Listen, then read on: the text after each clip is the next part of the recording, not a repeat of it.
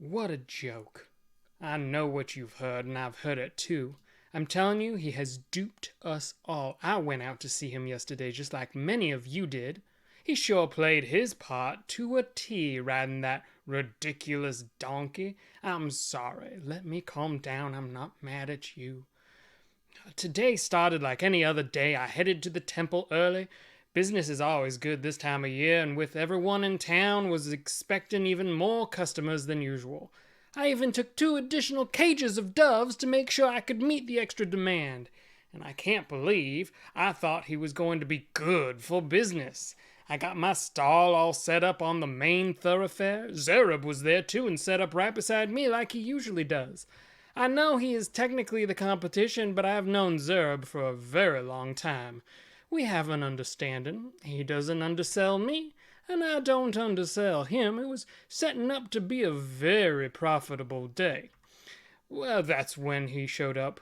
You could hear some people shouting his name before he even entered. I bet he loves that.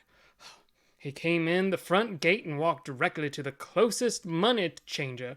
Without a word of warning, he threw the entire table over.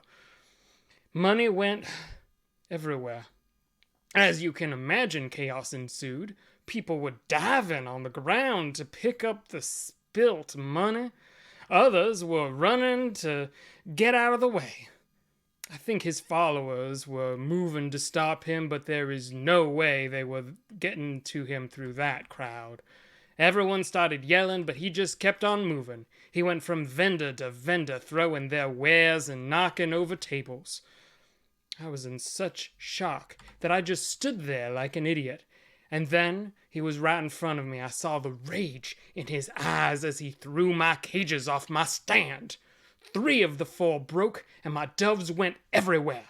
I tried to catch them, but it was of no use. Zerub was almost caught under his table as it toppled over. Blessed are the meek. Meek my ass. He is a thug and a liar. He supposedly cares about the poor, but that's not true.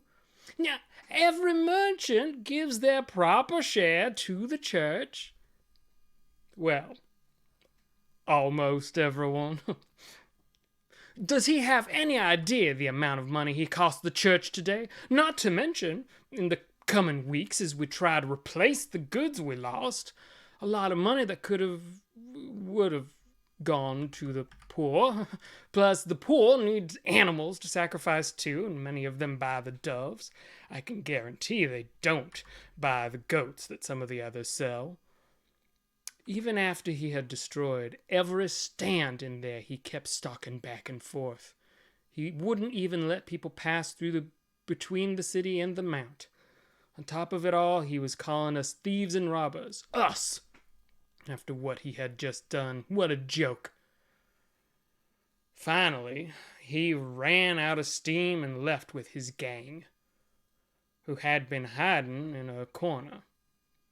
You would think they would be used to this kind of thing.